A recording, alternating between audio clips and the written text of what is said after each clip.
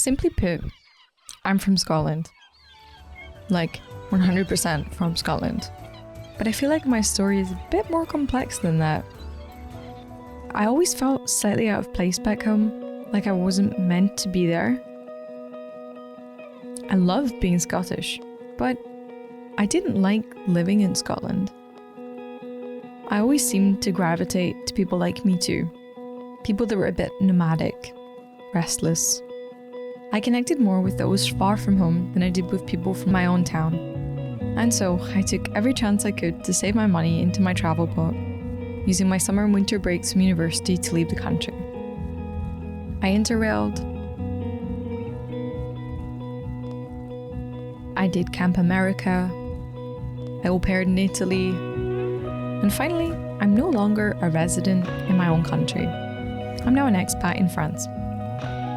However, it's always during this time of year that I start to miss Scotland a bit. I miss the mince pies, the Scottish breakfast, a good cup of Tetley's tea when it's cold outside. It's weird, I don't want to be back home, but sometimes I just want to hear that familiar West Coast accent. And so today, I chose to collect some things from home that I miss slightly more over the holiday period, whilst I discuss what it's like to live abroad. And here's that vlog.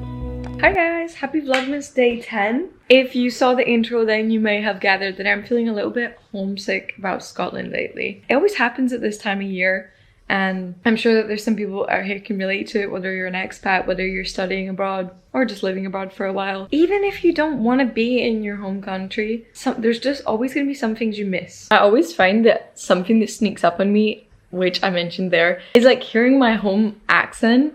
Because I notice that I lose mine the longer I'm abroad, and the amount of times I've like come back from a long travel, the first thing I hear when I get off the plane is like a really strong West Coast of Scotland accent, and I'm like, my home. I'm just missing a little bit of ethos at the moment. Also, let's open up our advent calendar. Santa's bit.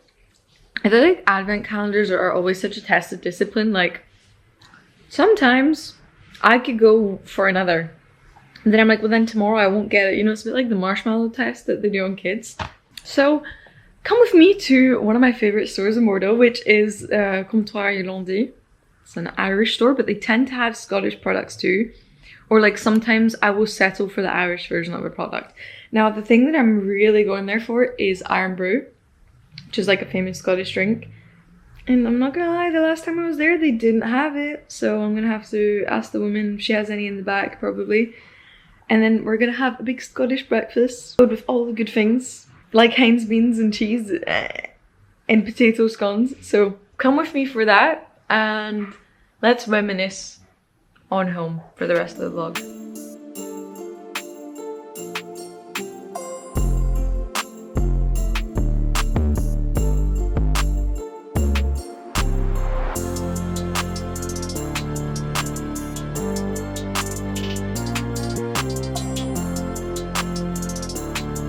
Okay, I'm back, and I thought I would make a quick note on the no phone update. I still don't have my phone, and I realized I roughly knew where the Irish store was, but I never like walked there on my own without using either Emilio or Google Maps. So I was like, damn, this was good to like, I got there on my own. I just kept walking until I found it. I went somewhere else, and I managed to get everything, which I was very shocked about. I got Iron Brew, which if you've never tried it and you ever have the chance, you should definitely try it and guess what the flavour is, because it's the whole joke about Iron Brews that no one actually knows what the flavour is. I think it's Tutti Frutti. A golden standard, we have Heinz beans. You can find this in stores, but it's €2.40 a can.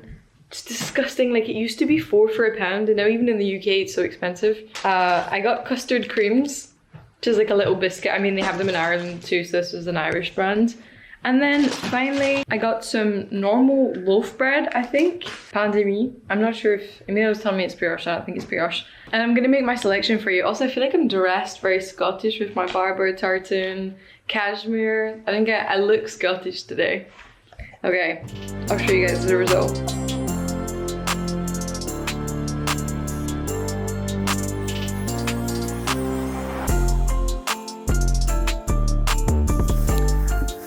So whilst I'm waiting for my food to cook, the first thing that's hard about being abroad is that if you're in a country where it's not your native language, you just feel stupid like 90% of the time.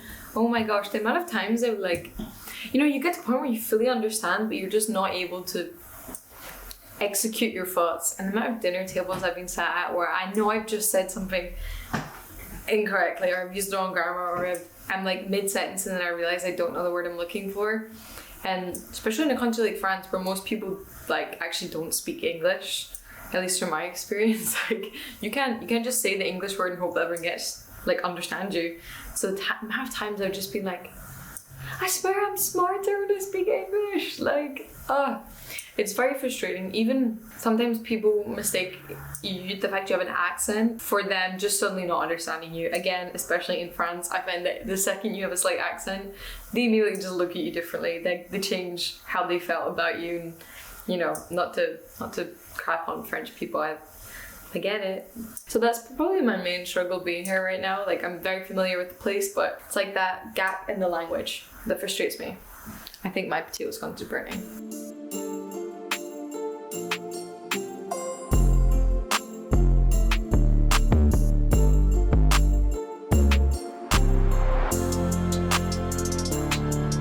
And behold, the worst looking cuisine in the world, yet still not the best.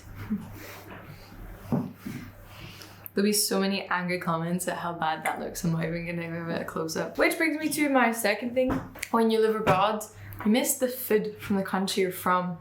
Now I know that British food, especially Scottish food, is not the healthiest, and you know there's a tourist trap that goes around Scotland like lately where people are eating fried Mars bars, so that'll give you a hint on how unhealthy our food is. And I know that I'm in the country where there's one of the best cuisines in the world, but sometimes I just want Heinz beans on toast with cheddar on top. Like, I'm not asking for much.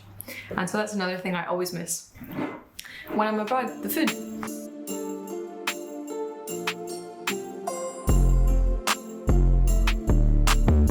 Damn, there's a reason I don't eat British food, because my stomach is so bad. I guess I'm like not used to it anymore. But something I can never get enough of.